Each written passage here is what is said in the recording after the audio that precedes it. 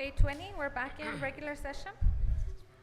Item number 28, discussion and action to approve mayor and any council members to attend the municipal law seminar in Horizon City, Texas on February 15, 2019. Motion to approve. Second.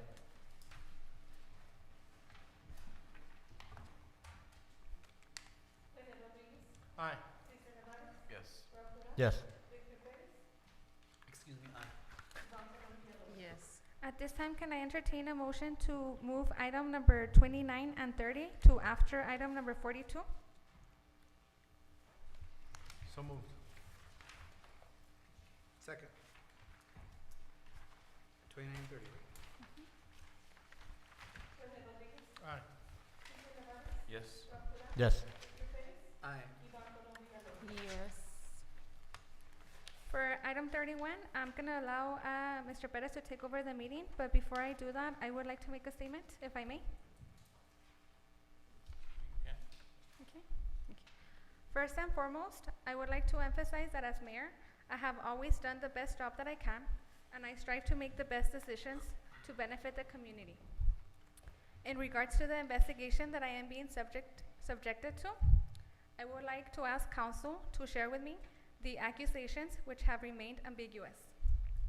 I recognize that transparency is of utmost importance, and I am willing to answer each and every question that I am asked. As mayor, and taking into consideration the many needs of the community, I am concerned about the general budget being exacerbated on an investigation that can be discussed openly. I will respect any decision that council makes. However, I would like to address each and every accusation openly with the community. May I? And I didn't want to interrupt the mayor, but in the past, I've been stopped by Mr. Martinez from speaking on, because it's not on the agenda. Just so you guys know that, okay? But it is on the agenda. No, it is on the agenda, but, for example, long time ago, I was accused of something, and we addressed Mr. Martinez, and because the person had written a statement on his behalf, he was stopped. Same thing here, and it's been going on and on and on for me only, and I just want to address that. I didn't want to interrupt her because I feel like she, I didn't want to interrupt her, but I'm interrupted and being told I cannot speak on the item because it was not part of the agenda, whatever excuse they had made. But this was the same. This was the same situation, and she was allowed to, and it has nothing to do with you. I'm just bringing it up. Okay.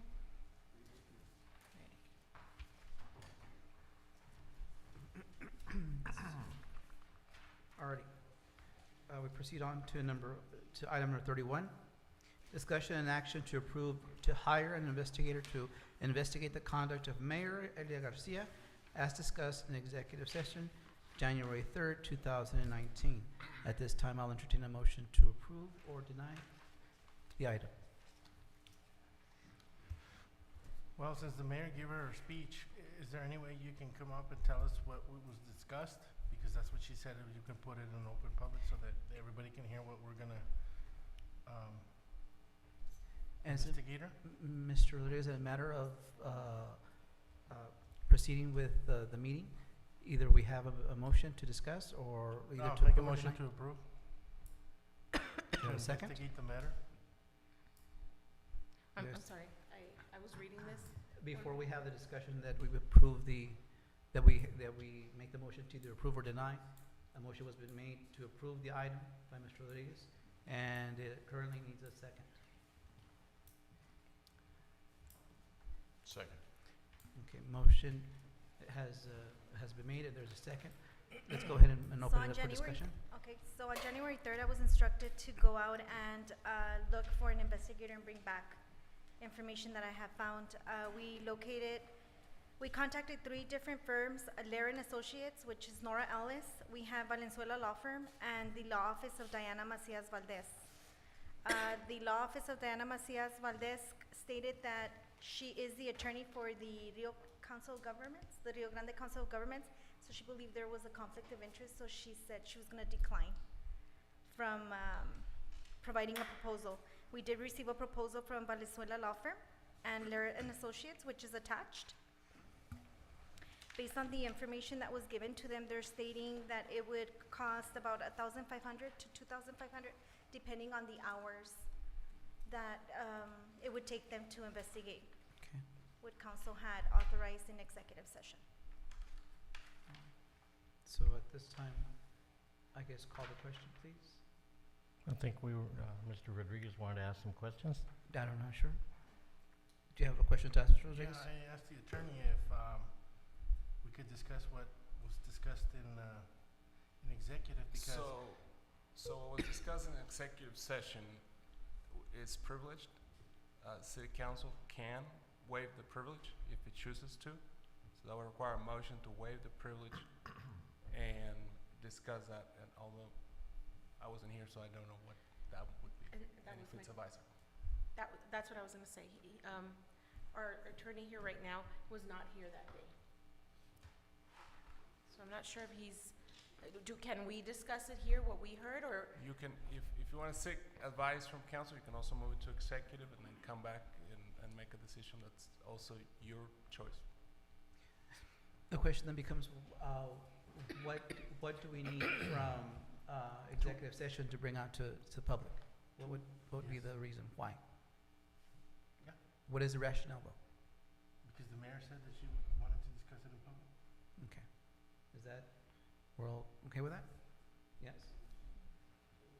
I'm just polling you all Well, right now. transparency, All right, so there's- yes. All right, so there's a motion on the floor now to approve this item. Would you care to rescind your motion, Mr. Rodriguez, so we can? Yes. Your motion on this item has been rescinded. I'll go ahead and entertain a motion to waive the executive Privilege. session privileges to discuss this item openly. Do I have a motion? Make a motion to approve. Do I have a Second. All righty, call the question, please. Aye. Yes. Yes. Yes. Okay, motion passes. At this time, which of you would like to go ahead and begin that discussion? Do you have all the information that you told us?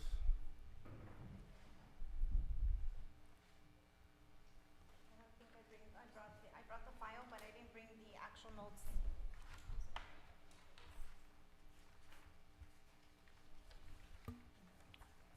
So I can go off of, Ms. Rodarte, I guess in terms of transparency, or for the sake of transparency, if you can just go ahead and review the premise of the investigation, what are the factors that that council concluded that an investigation was warranted? okay, so, we received a complaint that the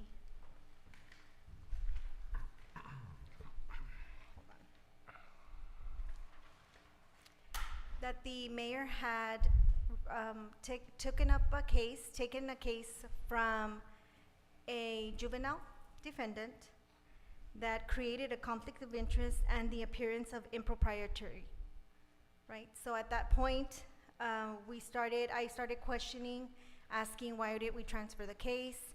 We received information from staff, and it was determined that mayor did receive special treatment and was not treated like any other attorney, and received information that she did not have privilege to. So in other words, used her position for personal gain. All right, so at this time, it is simply now just an allegation Correct. pending the actual investigation. So that is the perception at this point, but none of it has been validated yet, in fact, by an investigation. Correct. Staff was questioned based on the information received from staff. It was concluded that yes, she did receive special treatment and was not treated. But I did not have the opportunity to question mayor, just because since she is part of council, that's why the complaint came to council to see how you wanted to proceed on the information that was received. Yes, Mr. Ryan. Could you read the actual complaint and who made the complaint?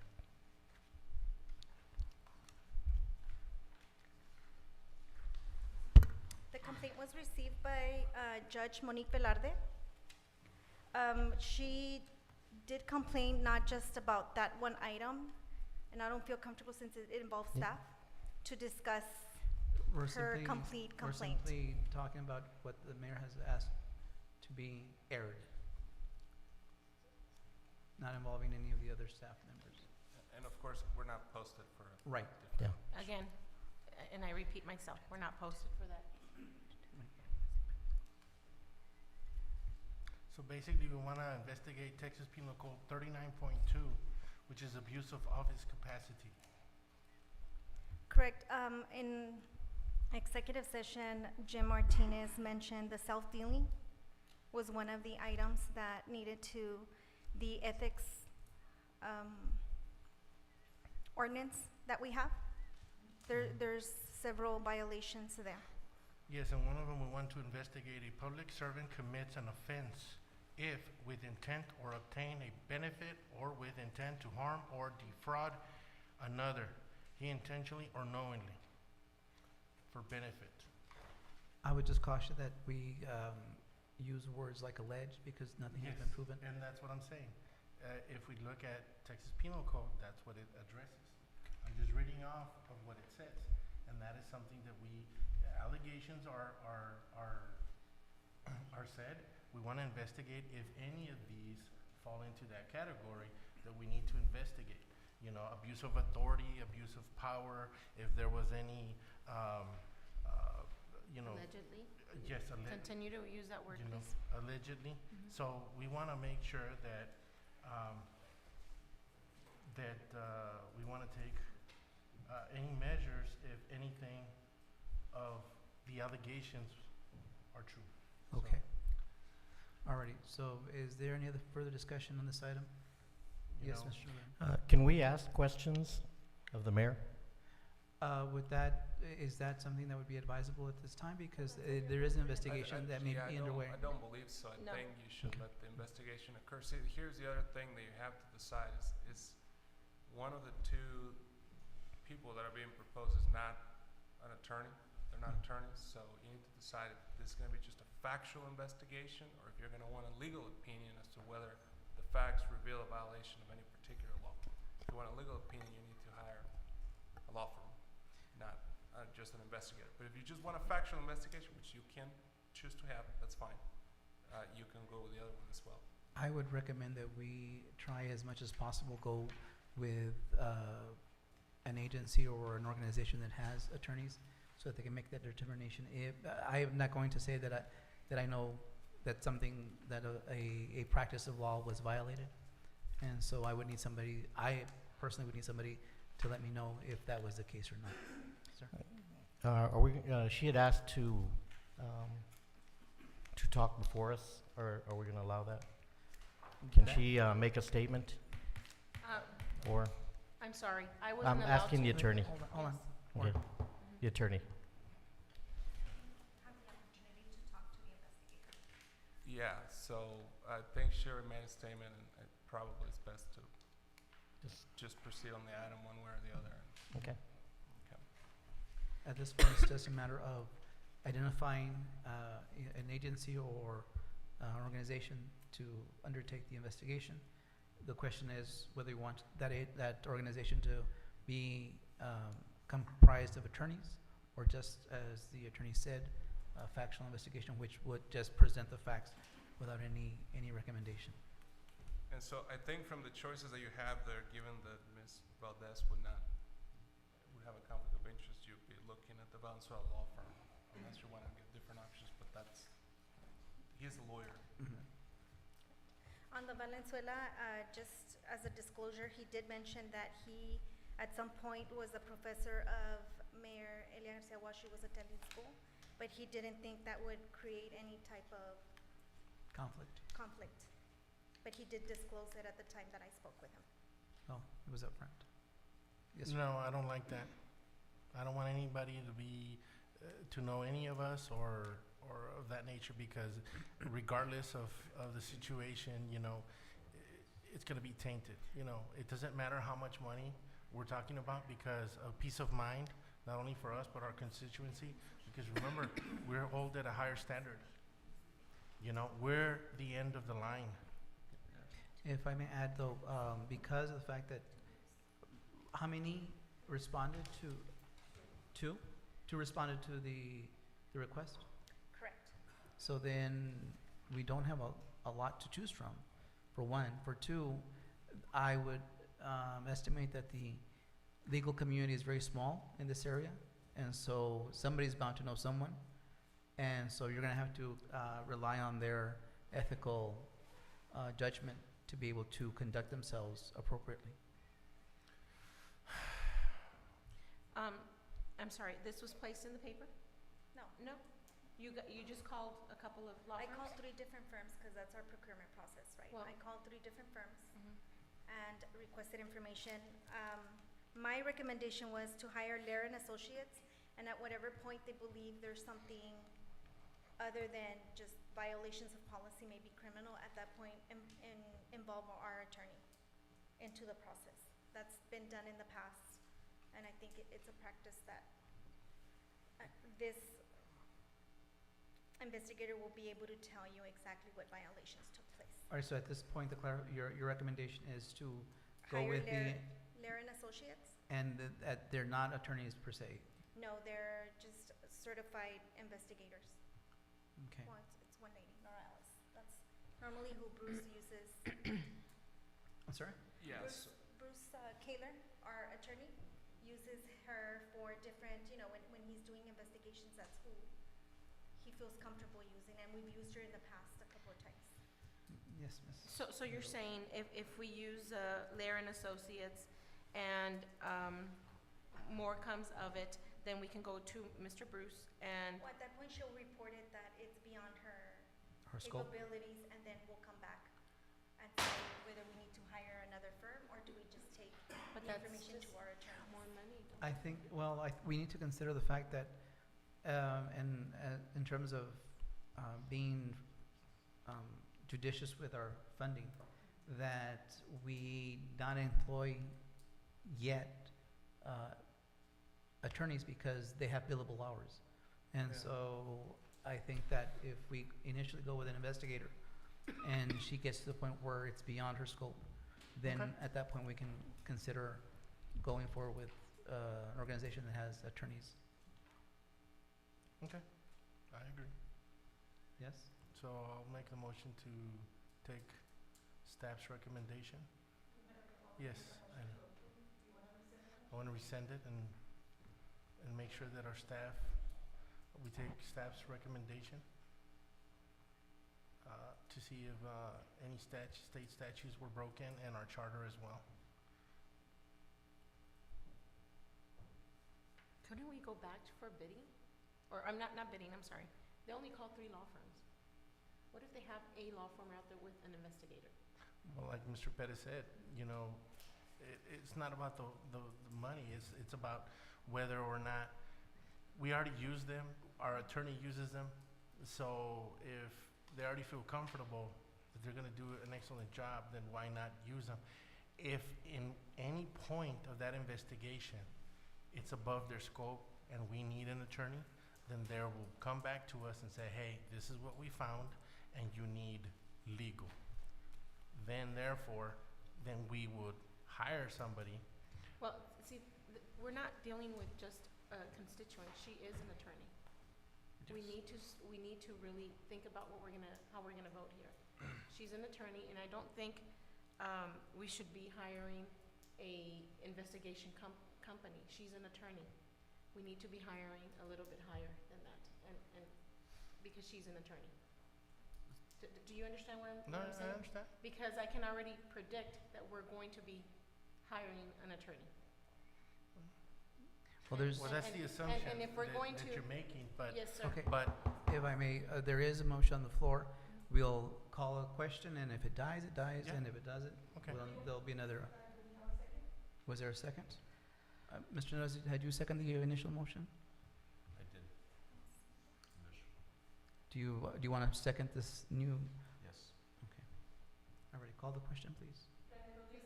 Aye. Are there speakers? I apologize. Let's go ahead and call the first speaker, please.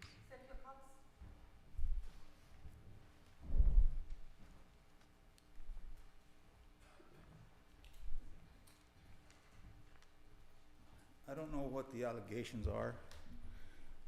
That was supposed to have been opened up since the privileged motion was made. I think she has a right to know, we already know who the accuser is, but we need to know what she's being accused of, period. So that it can be brought out and make a decision. The history here has been, in the past, witch hunts. Witch hunt on me, that was proven to not to be. I was completely no bill, no problem with it. My investigation that was done by the sheriff's department came back and said, Mr. Cox, I you didn't know. apologize. Hold on. No, sir, this is strictly Yeah, on. nothing. I'm just Sir, saying. we're not I'm going- just we're talking about not- how they. Sir, with all due respect, we're not gonna do a retrospective of what happened in previous councils. This is on what's going on right now, sir. Okay. So if you would okay, direct your okay, topic of okay. conversation on So that. then we have to caution ourselves then because of the past history then. Let me just reword it. Because of the past history where certain people here were alleged to have done wrong, the investigation was taken, investigations were paid for, and come to find out there was nothing there. Nothing there. We lost the mayor. She was voted out by the council because of these allegations. Come to find out there was nothing there. Due process was not conducted there correctly. We have to worry about due process. We also know of more recent allegations that was made against one of our council members here, and we know that that was not true, no build. So I would caution, when did you start the 3 minutes again? It's 1.5? Yes, sir. Okay. I would caution you guys on the expenditures here for something that isn't. You need to make sure your allegations are withholding. If I may just, before we continue with the vote and, with the next speaker, we can do this,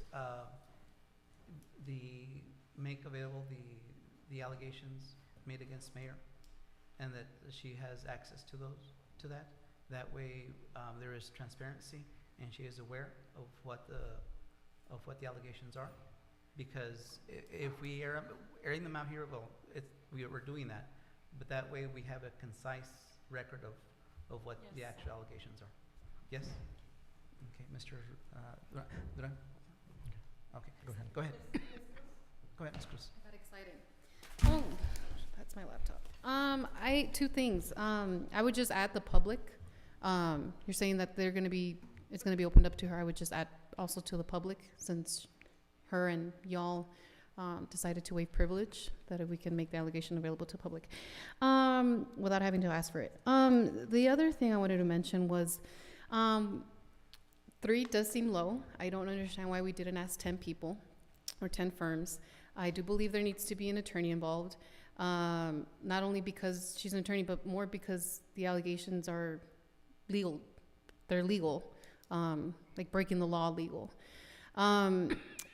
Second, there's always New Mexico. We're right here next to Las Cruces. There's plenty of attorneys in New Mexico if there's a conflict about El Paso being a small community. What else did I want to say? Yeah, I don't. Oh, and then as far as actually, I think there's a conflict of interest by using investigators that are used by our city attorney. And so I would caution against that. And I would actually just think that there needs to be more investigators or more firms or more attorneys looked at before you approve today. I don't think that you should be using someone that the attorneys for the city have been accustomed to using. Yeah, I would caution against it. And I'm wondering why the Texas Ethics Commission hasn't been involved. Thank you. Thank you. Okay, any more speakers?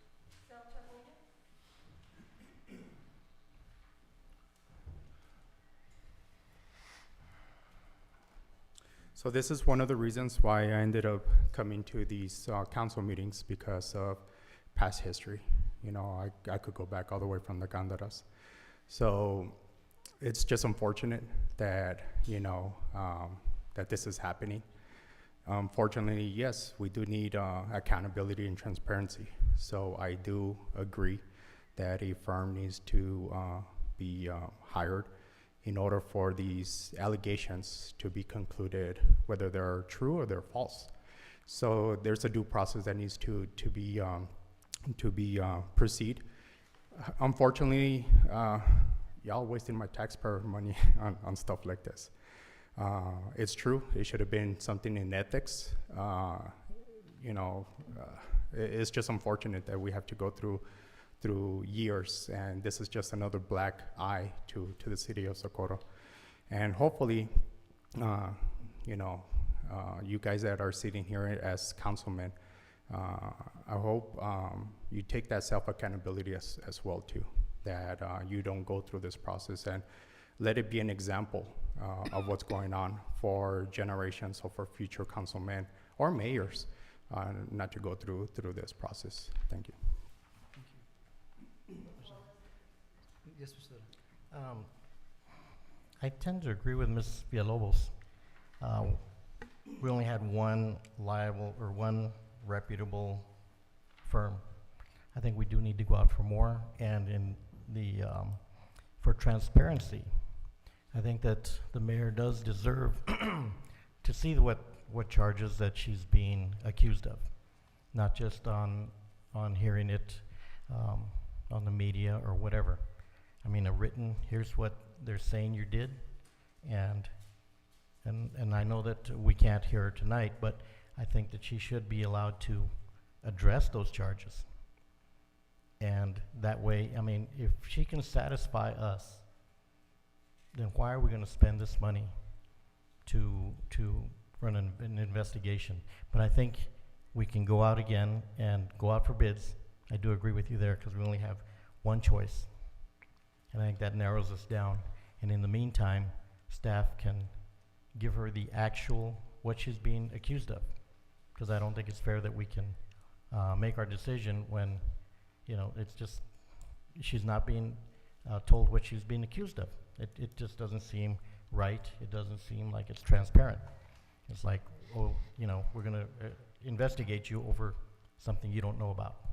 So I think we should step back, get some more bids, and in the meantime, have staff give her the actual accusations. Okay, thank you. So, but still, there's still a motion on the floor, so that needs to be voted on. And so, let's go ahead and see how. Yes, sir. Before I vote Short, on please. this, I just want to say, I understand what the gentleman said, both of them said, that we need to be transparent. We know that before any of our terms, Socorro had a way, politicians had their way, that were never accountable for their actions. If this board, doesn't do the right thing, when is it going to end? When are we going to stop one of our own abusing authority, abusing their power, allegedly? When are we going to do that? When? If we don't do it, you guys aren't going to be able to be doing anything about it. You're going to have to wait 3 years or 2 years. For what? So that somebody can continue abusing the system? That is something that the constituents need to understand. I know it's a black eye, and we're tired of it. We're tired of it. Accusations are here and there. People come up here and say, that we don't do anything. But you know what? We're sick and tired that we see our own Ms. Allegedly. Rodriguez, I would caution that you. with allegations. That's what I said. Allegations. And we let it go. I think it's time that we do our due diligence and find the bottom and see if laws were broken, and that's what we're going to do. If we don't, then it's just going to continue and nothing's going to be done, and Socorro's going to stay the same way. It doesn't matter.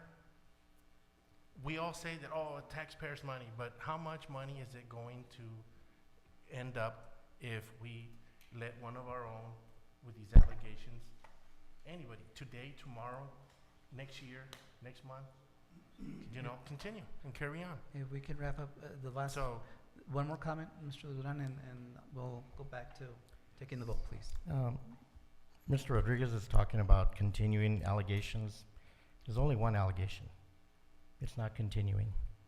And we do need to be transparent to our constituents and get a better idea of how much this is gonna cost and have more people involved in it, not just one, because we're down to just one law firm. I think we need to get more, and in the meantime, do the right thing and let the person know what they're being accused of.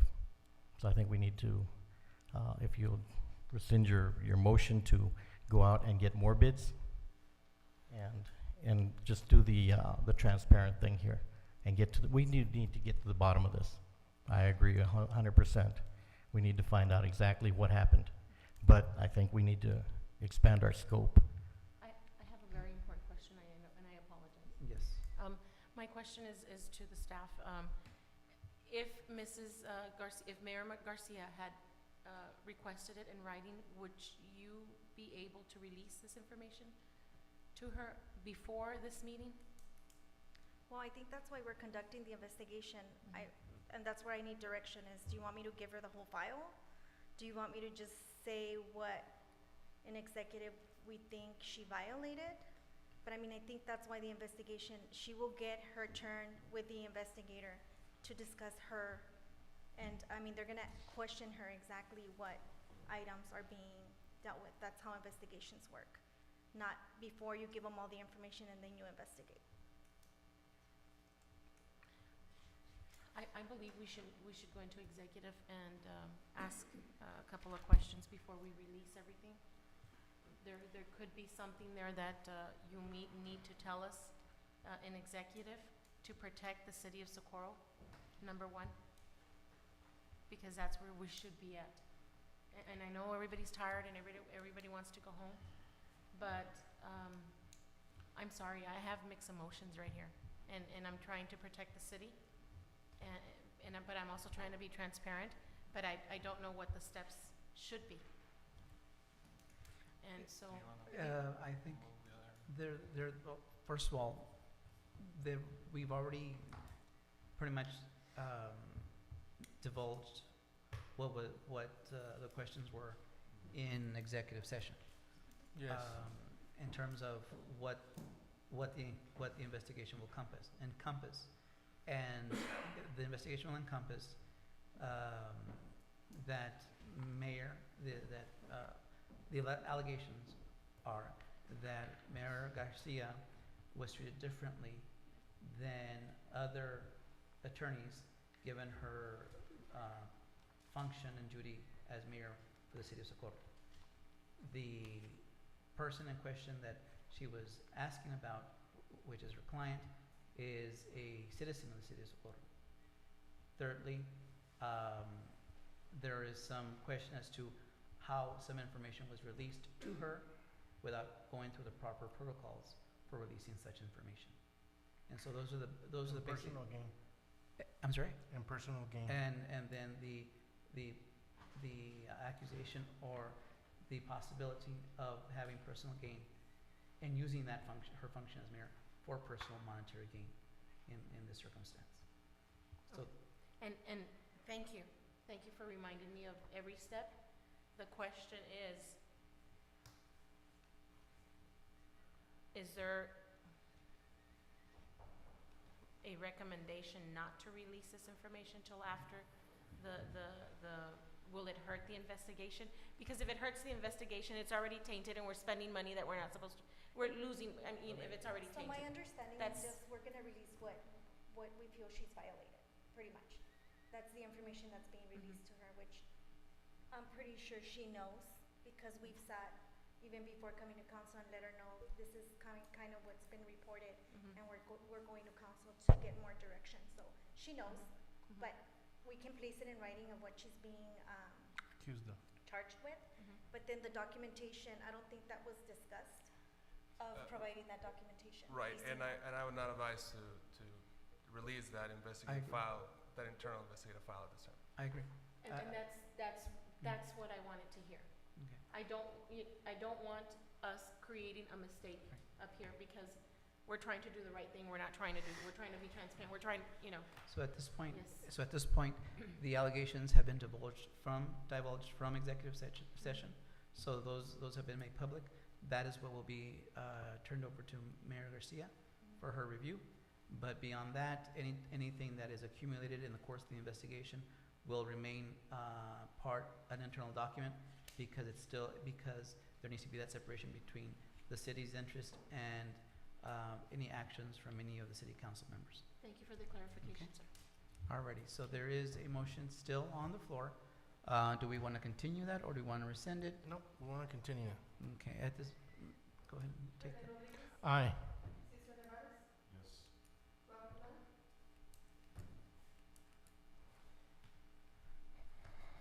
I'm kind of torn between total transparency and just going with one. I'm going to have to vote no. Yes. Motion carries. At this time, I'll seat the chair back to Mayor.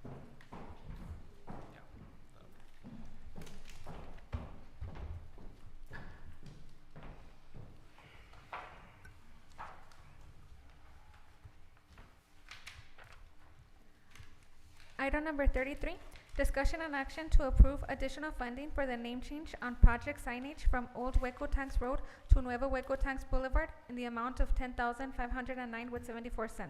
Motion to approve, but with a question. Second. The what?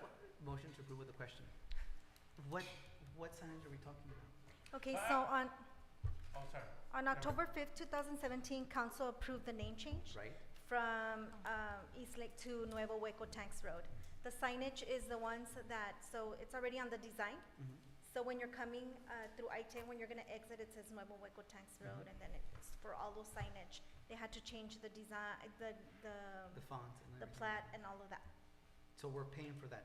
Correct, because we requested the change. So this is just a I thought we had, change order. oh, well, Mayor? Paid for it. No, Didn't we requested that, and then now it's like, okay, the contractor's asking for payment. So the RMA is coming, well, you are the ones that requested that change. So but didn't we they're set doing money aside? Hmm. No? Didn't we what? Set money aside for that? Oh, rather, I Well, no, remember. for the project, we did, but the name change was something completely separate that was brought before, Oh, brought after. okay. They had already approved and started the construction. It was brought after, that's why it's a change order. Because they already had the signs prepared for the East. other street name, yes. Mr. And- Rodriguez? And that's the key. Change order. The contracts were already signed and sealed. We changed it, therefore we're responsible. And I want to say we, but I wasn't there for that conversation because I was absent. I just want to clarify that. I would have voted no because I knew it was going to cost us more than $10,000. But I would have said no because I knew that it comes with a price tag. I'm sorry. And that's why, now that they're already about to close the contract, then we have to pay because we chose to change the name. Ms. Villalobos? I'm sorry. I didn't like the name. I'm sorry. I didn't like the name. I didn't like that we have to. I thought it was a must that we had to change the name. That was my question. We didn't have to change the name. We could have left it alone. Correct.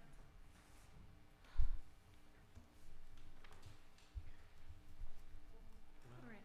I'm sorry. Just, I get all these different information and it just upsets, I'm very upset right now. Mr. 'Cause Rodriguez? I didn't want to change it. I didn't want to waste money on changing it. It was already there, it had been there for years. Leave it alone. And that was the whole thing. That's why and that was brought to you. That was brought to you. You know, if I've always said that, you know, One of us came out on TV and said that, oh, that doesn't matter, spending $10,000. You know, that's the truth. But you know what, $10,000? We could have used it for a tree. I had to beg developers to give us money for a tree because we didn't want to spend money for a tree, but we can spend $10,000 on a name change. That's the whole issue. We talk about spending money here and there, and we don't know, we got to do our due diligence, but when it's just to a name change, we can throw $10,000 at it. I think it's kind of sad that we want to pick and choose, but we already did it, and we have to pay it, and that's into the story. And so the question is, you're asking us to, Well, you've already approved the change. Now it's just Pay up. formalizing. pay up.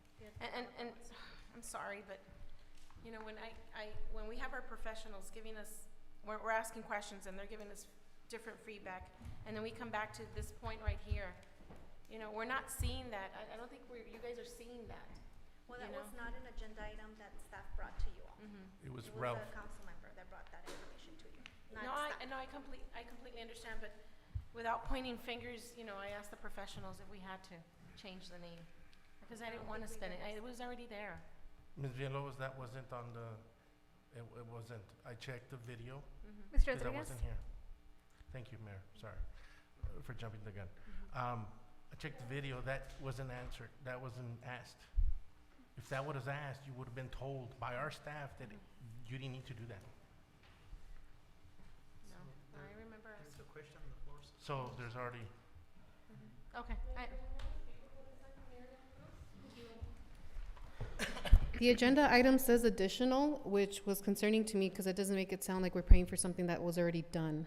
It makes it sound like you're asking for more money for something that was already We are. approved. We're asking for more money because we had to change the name. So it's an Okay, additional well, cost. I'm just saying, I'm pretty sure back in the day it was approved, this amount had been approved.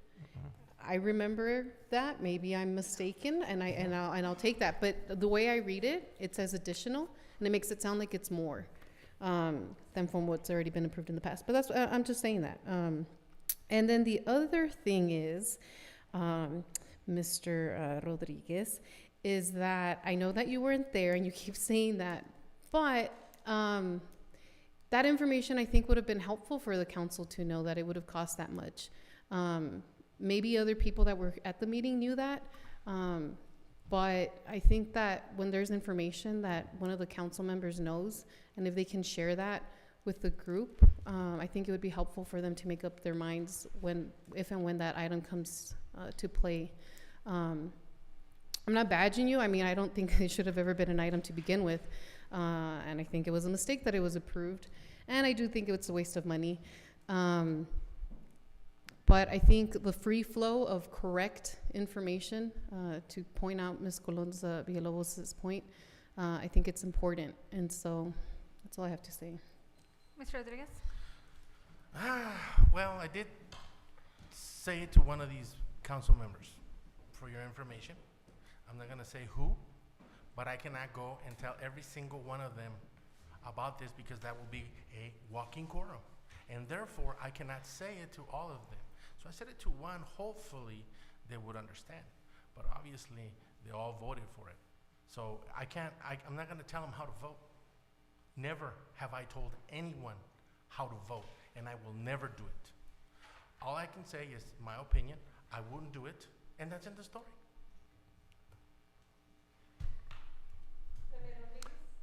Aye. Yes. Aye. Item number 34, discussion and action to approve an amending resolution deeming Grijalva subdivision a hazardous traffic condition for students by adding and deeming Delip and San Agustin subdivisions to the resolution. Motion to approve. Second. I would just, I'm sorry. I would like to add, if we can add the subdivision Gordu, Gurdev? G-U-R-D-E-V, Gurdev. Gurdev. It's part of that San Agustin, the way they showed it to me in the map, it's part of that subdivision. And the only reason for that is I've been receiving calls from the parents, which is the same conditions, but the bus route wasn't added because they weren't part of Grijalva. So in order to avoid that, we just included Delap, San Agustin, and then we're asking to also include Gerduf. Girdif. It doesn't flow, yeah, Gerda, G-R-D-E-D. Ms. Villalobos? So basically, in order for these students to be bused, we have to include. Into the hazardous, because they don't have any Right. sidewalks. And They it's don't that meet the easy, 2 mile. just by voting on it, it's The city has to deem them Mhm. hazardous in order for it to fit that criteria for the Socorro Independent School District to add them to the bus Okay. route. okay, thank Student you. safety. Yes, thank you. Thank you. Do we have a speaker for this item? Sal Chagoya?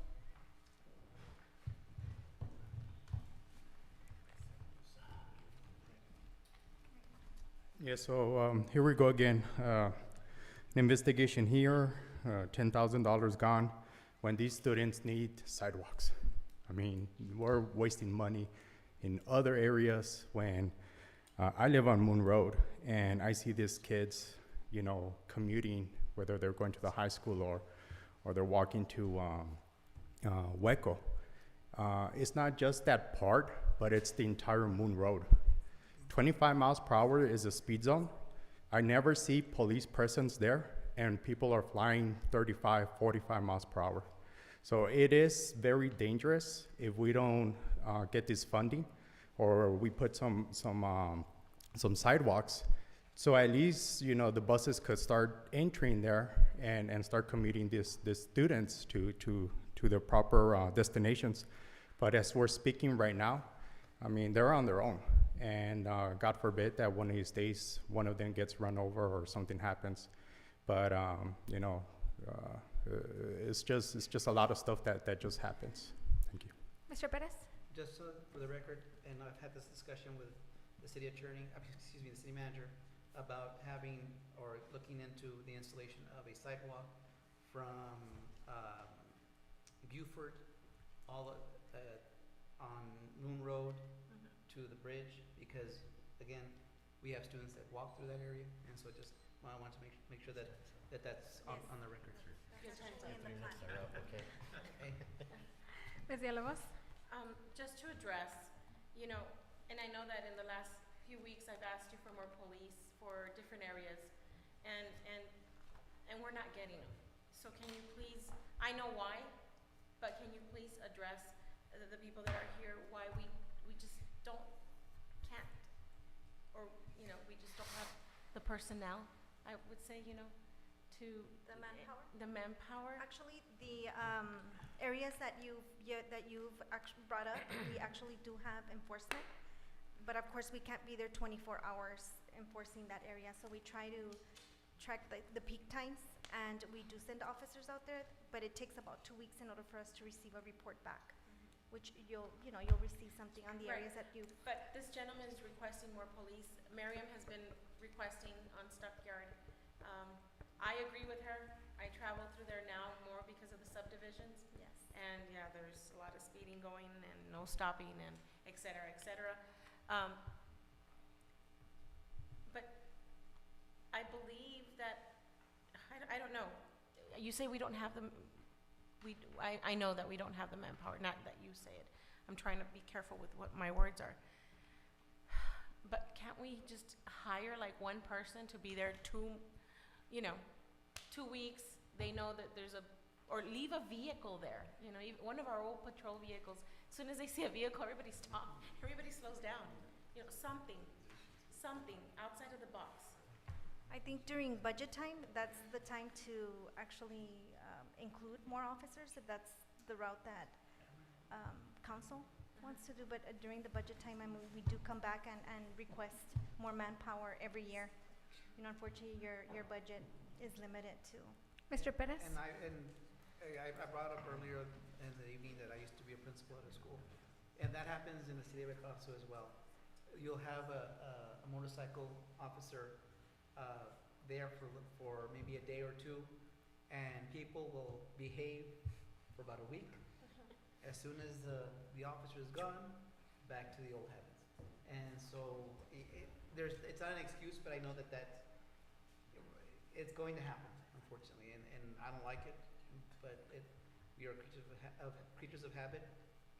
When we see a police officer, we slow down, and as soon as they're gone, that next day, we're back to the old habits, and that's unfortunate. When we have a lot of acreage to cover, right? We're more than 22 square miles, which is like 14,000 acres that policemen have to patrol daily. And I mean, we would love to be in every area that's, you know, that people complain about, but it's unrealistic to do that, right? Because with the 23 officers that you have, you do have to operate a 24/7 operation. We need more officers. Okay, that's I mean, Mr. and there's Rodriguez? a bigger, I mean, right now we're having multiple issues with sexual assaults with children, and I mean, that takes a lot of our resources out to, and I mean, we try to work on those. But I mean, there's a bigger picture to just enforcement, and that maybe sometimes the public doesn't understand, but there's times where our detectives are working daily to kind of get caught up to, because right now that domestic violence, sexual assaults is very high right now in the city of Socorro, that we don't see day to day, but we practically get, what, a day? I mean, and it's, But couldn't we hire just a couple of police well, not a couple, I'm talking about. Ms. Villalobos, you Yes. haven't been called. Can we stick to the topic? It's about the hazardous traffic condition for the students. So just back to stick to the topic. Well, there's a motion on the floor. Aye. Yes. Aye. Yes. Item number 36, discussion and action for approval of Resolution 562 in support of the city of Alpine, Texas, requesting Amtrak to provide daily service of the Sunset Limited. Make a motion to approve? Second. Discussion? Ms. Villalobos? I'm sorry, can we, Mr. At-Large, can you please? When we were at the TML conference. Mr. Rodriguez?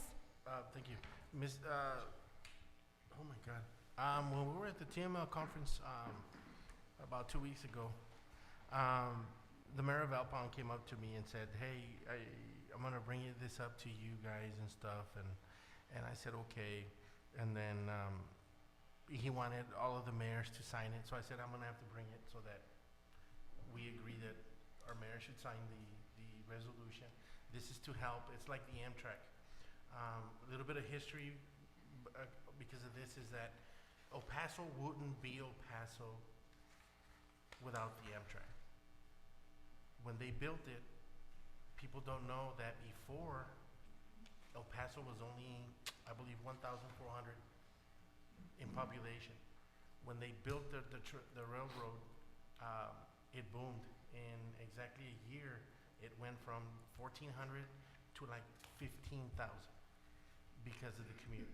So on that area, what they want to do is that they want to put Marfa, Alpine, all of those, because they have historical areas as well, and they want to attract commerce at the same time. You know, it'll help us as well, because possibility, you know, we might end up having some form of ability to go to them as well for vacations. You know, when you go to Marfa, on the way there to Valentine as well, there's like a Prada. It was funny because I made it as a joke. It's like how funny it is that they have a $8,000 shoe, but it's only one shoe, you know, out in the middle of nowhere, because there's a lot of significant, you know, history there, and they have a lot of things that they want to expand, and they want our support for the Amtrak to go to their area. I'm sorry. But there is a safety issue though. I used to travel up to Alpine when I was part of the COG, and the road going, I'm sure you already know this, but the road going to Alpine is very dangerous because everybody speeds. And so whenever there are accidents, they're major accidents. They don't happen very often, but when it happens, they're bad. And so this would allow a lot of your more elderly individuals that retirees that live in Alpine to commute to El Paso, to come in, because a lot of them do their shopping, believe it or not. They come to El Paso and they do their shopping here, and then they go back. And so this would facilitate that. And it would be great that, for example, I know that would love to be able to do that, to go to the observatory, get on the train and go to the observatory, make it a day or whatever. So I think it would be a good idea. So they're asking to use our No, they're asking for support. Oh, sorry, Mayor. support. What kind of support? In other words, just a letter saying that we, the city of Socorro, support them in their endeavors Okay. and hope that they extend the tracks and stuff. Okay, It kind of helps like, their- like a petition? Yes. Yeah, okay, got it, already, thank you. It's no cost, Mhm. Mayor, no cost to us. All we're doing is that we're agreeing to let our mayor sign the petition to say, we agree, and we would like for you guys To have a choo-choo tree. to, yes, you know, and it'll benefit us too, because it'll be easier for us to get on a train and go and visit all those areas, because they're real nice, believe it or not. They're very nice areas. All right, thank you, thank you, thank you. Aye. Yes. Aye. Yes. Item number 37, discussion and action to direct staff on creating an ordinance for parking violations. Motion to approve. Second. Mr. Duran, will you please, tell us a little bit of why you brought this item to? Well, Mr. Gentleman in the back had sent me pictures of cars being parked on the sidewalks, semi-trucks in residential areas, and I think we need to have an ordinance stating you can't block a sidewalk with your car. And I think staff needs to go through and see what exactly we need so that you can walk down the sidewalk and not have to go around the car. You can not have to worry about semi-trucks tearing up your pavement in your neighborhood. And I just think that we just leave it up to staff to figure out exactly how to do that, how to protect our streets and our citizens from illegal parking. I wanted to ask Mr. Medina, I thought we had an ordinance like that already. Well, there are certain restrictions that are a functionality of the type of land use that's there. I think what I would add is that if the body decides to direct staff to investigate this, is to look at all land uses. That would include residential and et cetera. And also to examine the fee that is associated with such infraction. One of those things that we can make a recommendation is if there's a potential violation, that we go in there and we absolutely fine them on the spot. And if they don't remove the vehicle, that we enforce a toll, meaning somebody will come in and remove the vehicle and they'd be charged. So I can come back and give a full report to the city manager. Mr. Rodriguez?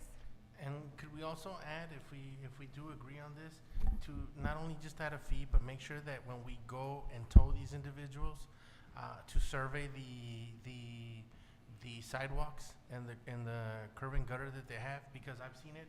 I've took pictures. I've sent them to our city manager, and it's a long process that we have right now, because we go out and we cite them, but then again, it'll take forever to go to court, and then when they go to court, they'll have some time to remedy the situation. So of course I can go and take a picture and say, I already moved it, but it's down the street, and then 2 weeks later I'll come and I'll do the same thing. So I believe that this ordinance should be changed, should have some teeth to say, you know what, we're gonna fine you, but give it a good hefty fine. I believe that a max fine should be the proper one, because remember, an 18-wheeler is over 2 tons on our itty-bitty 4-inch by 4 feet wide sidewalk. And if it breaks, we're responsible for it. So I think that they need to have a hefty fine. I think the max, so that people could understand that we're not playing around. You know, there's people who have companies who could afford the fine that we're gonna throw out there. They need to be really hurt in their pockets, because they need to understand that, you know what, our taxpayers are gonna be the one burdening, because we're gonna go tax them again to fix those sidewalks, to fix the curb and gutters. You know, it's time that we do and put some teeth into this. You know, if we're gonna tow them, we should put in our ordinances that As soon as we do that, an officer has to go with ours because they are going to face, resistance, and we'll leave it at that. Because you're gonna go and you have to be forceful, and we fine them and then we send them a bill. And not until that bill is paid, they won't take their tractor out. And those are the things that we also have have to do. constituents that will pay the fine, Yes. because they make more money, so And- they'll just pay the fine. Because we have a minimal fine, like a small fine? It's not about a small fine. Like I said, it's not about a small fine. It's that people have companies What the fine is. and they can just pay it. So if we have them removed and impounded, is that what you're saying? Right, so, Or are so, you, I'm sorry, or are you saying it doesn't matter what kind of fine we put? No, They're I still, think we have to just have more teeth in our ordinance Yes. that wouldn't allow them to just pay the fine. right, We Maybe pay a other fine, we stipulations. tow them, they pay the towing fee, and they pay the parking fee where we tow them. And then you take it back, and if it goes back, we're gonna go back and do the same thing. And we're gonna do it over and over and over until you learn.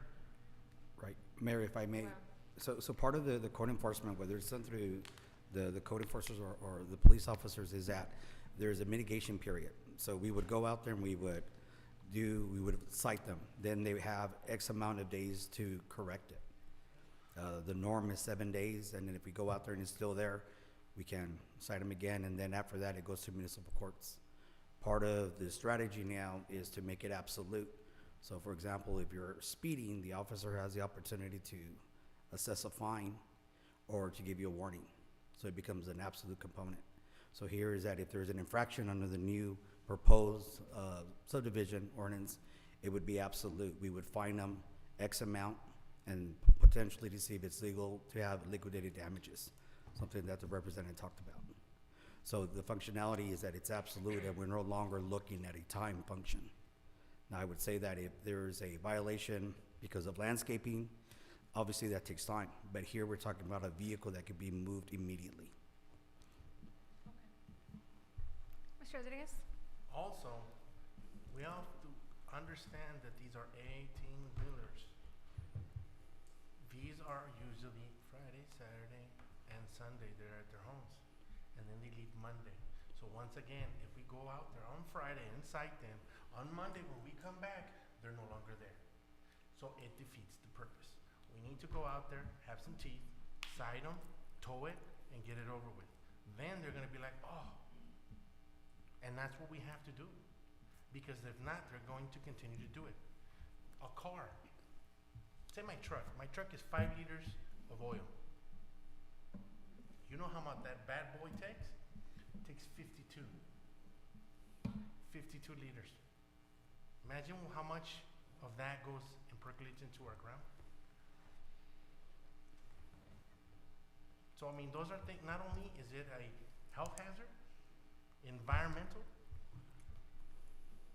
we have to think of everything, and unfortunately, some of these people can pay the fine. We have to do something that's gonna deter them for good. thank you. Oh, we have two speakers. Miriam Cruz? Two things.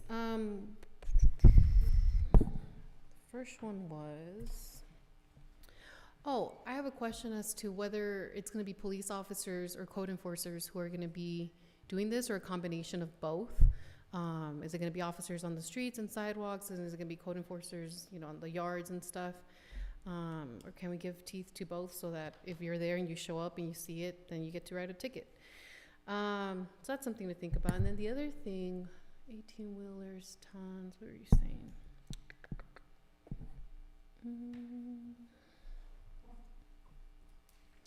As far as the fine goes, so I guess the 18-wheelers, if they have to go park somewhere, they have to pay for parking there when they go drop it off. And so if our fine is smaller than that, then they rather just pay our fine than pay for parking, wherever the parking people are. And so it really should be hefty, but I would advise that if we're gonna do this, which I think we should, absolutely, 100%, there should be some sort of campaign to advise people that this is gonna be happening, because I wouldn't be too happy if this is what I've been doing for the past 20 years, and all of a sudden I have a $5,000 fine.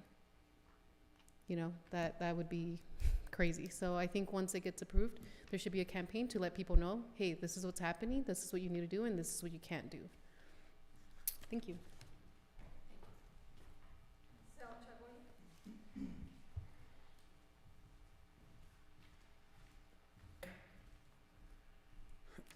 So, Ms. Colon, just to iterate a little bit of what brought me into this, was that when I brought this to City Council last month, was because there in the Valles where I live, not only do you have a garage where you could put 1 or 2 vehicles in there, you have the driveway as well too, but in some homes, and I have pictures, where there's up to 8 vehicles.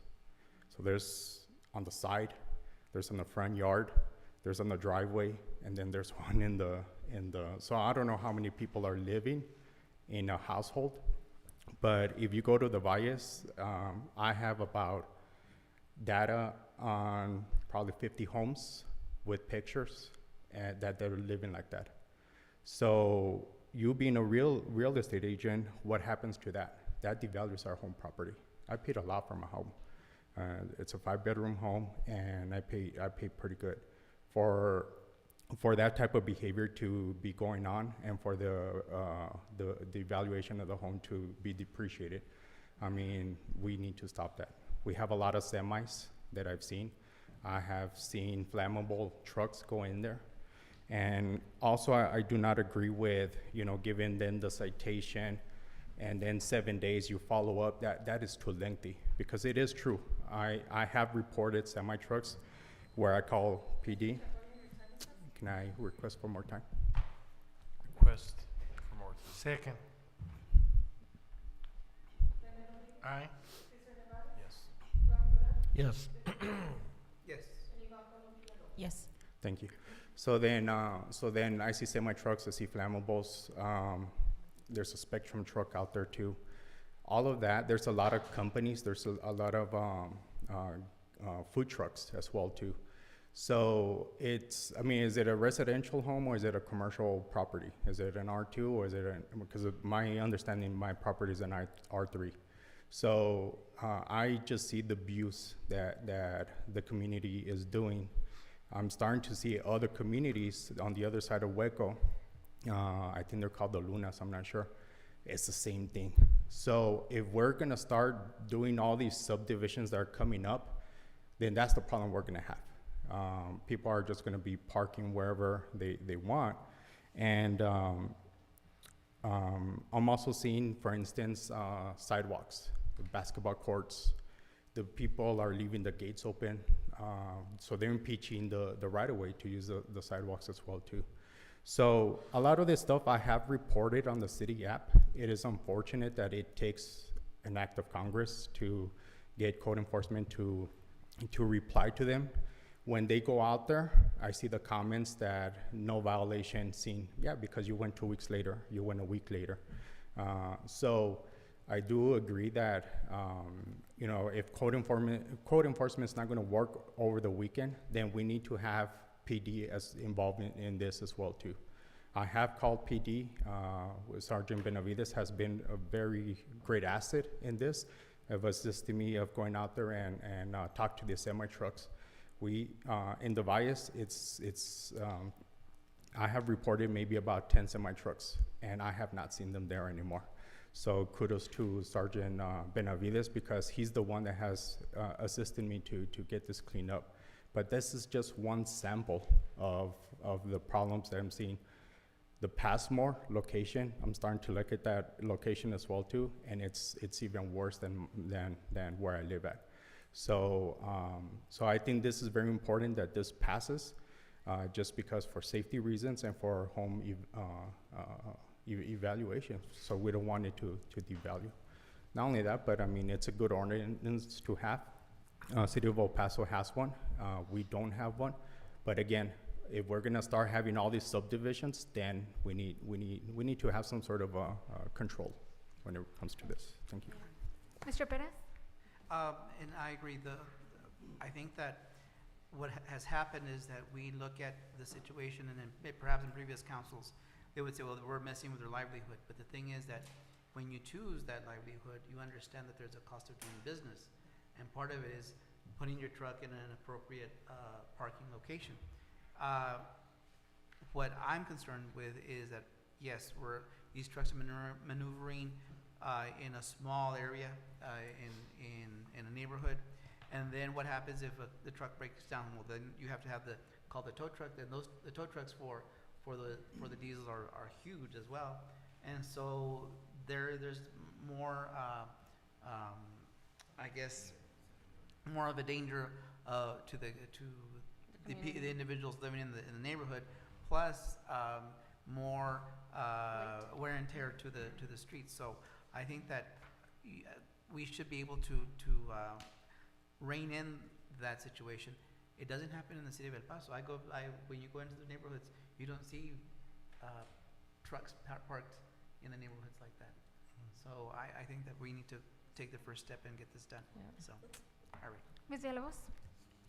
Mr. Medina, I know that in El Paso, I know in El Paso, and I'm trying to think of my covenants, but I do live on a 2-acre, so it's different. In El Paso, it's usually the covenants are they can put 2 vehicles on the in the garage and 2 on their carport. That's the covenant. What is the covenant here? I don't think that we actually have one. And that's something that we probably need to add. Right, so part of this, because it's very generic, we're gonna come with recommendations to the body, and then you all can direct us in things, what you want to add, or, you know, just in that proportional thing, anything we left out. So again, is that, you know, as you're stating, is that there is a practice here where you have vehicles that are parked in the landscaping. So I'll just throw one at you. So if I'm a homeowner, I can actually landscape the entire thing with cement. And by de facto, that becomes a driveway, Right. right? So for me, But yet, it's still 4 vehicles right, allowed. right. So again, that'll be a component that you all decide in terms of the vehicles that are allowed. Okay. Mr. Rodriguez? Just one last thing for you, for us. No, just one last thing. People don't really understand that this is an 18-wheeler. It's not a vehicle. I'm a big guy, okay? When I stand in front of this vehicle, okay, and it makes a right turn, you can't see me in front of that 18-wheeler. Mr. Nevada's can attest to that because he works with those big vehicles as well. But we're looking at a residential where kids play, okay? It's safety as well. It's safety for our children. And it's You an know, eyesore. So It's- I'll just leave you with that thought and just to Thank you. to just Thank you. move on. Aye. Yes. Aye. Yes. Item number 38, discussion and action and ratification to approve District 2 Representative Ralph Duran attending the NALEO Texas Statewide Policy Institute on Higher Education, which will be held January 14 to 15, 2019, at the Grand Hyatt San Antonio, Texas. I think there's still waiting for it. A question, or just a comment. It would have been nice if we had been notified. Were we notified of this? No. No? No.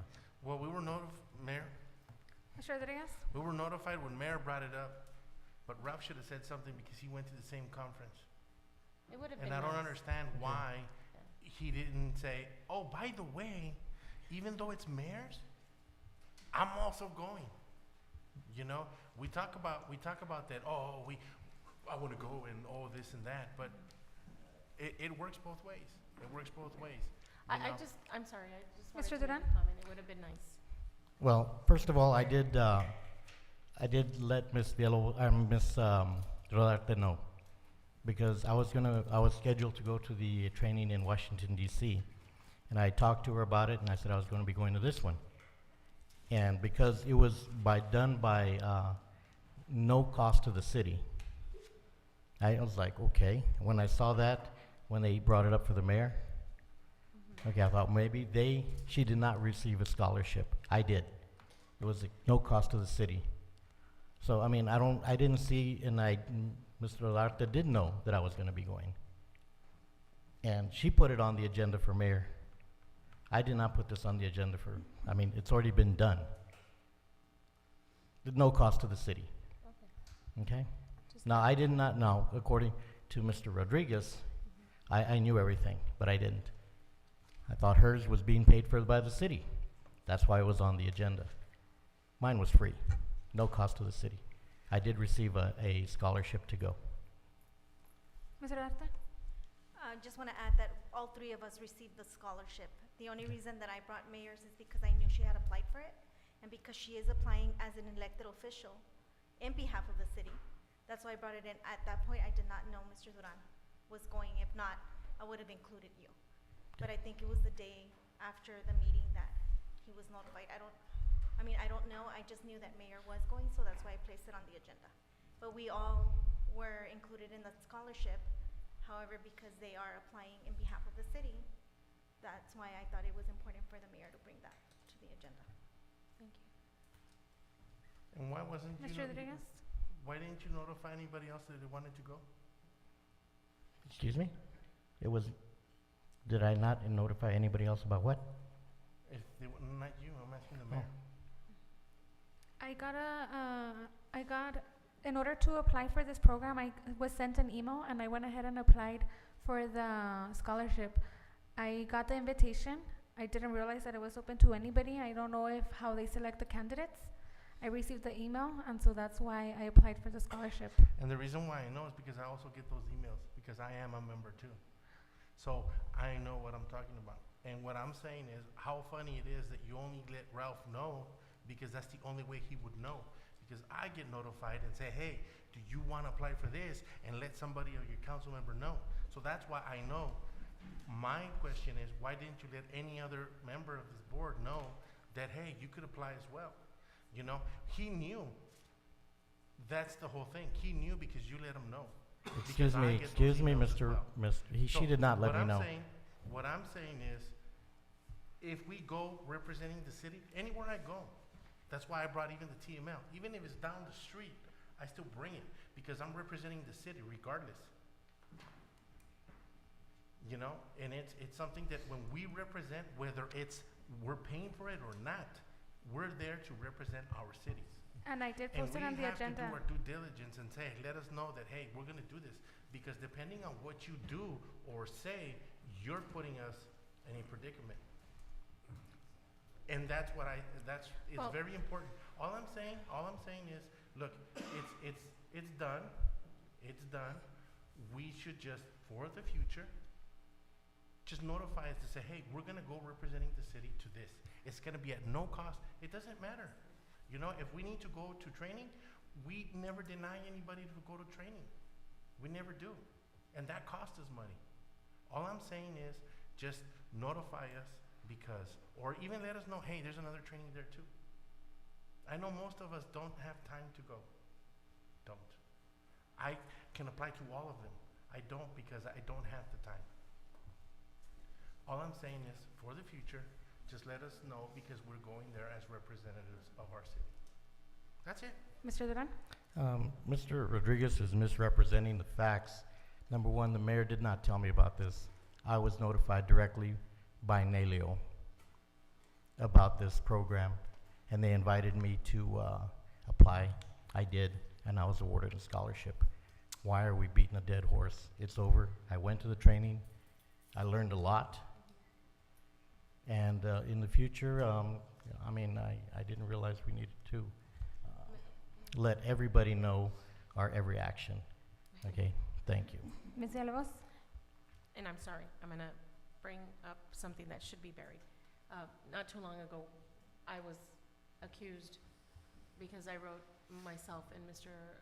At Large, but I did invite everyone else here. Do you remember that, Mr. At Large? Yes, I do. Yeah, so, and I It's the same thing. thought we had that day decided we would all be notified, you know, or we would, do it as a team. And because of what happened that day. That's all. Again, just. Okay, Mayor. Mr. Rodriguez? Look, all I'm saying is, it's already done. Let's move on, and we just notify everybody. That's it. You know, it's funny how it only applies to certain of us, and when they do it, it's okay. Do you have a motion? Make a motion to approve. Second. Aye. Yes. Yes. Aye. Yes. Do we have a motion to move into executive session? Make a motion to move into executive session. Oh, seriously? Do we have? Yes? Okay. Yes? Oh, okay. Yes. Second? Aye. Yes. Yes. Aye. Yes. 9:40, we're now in executive session.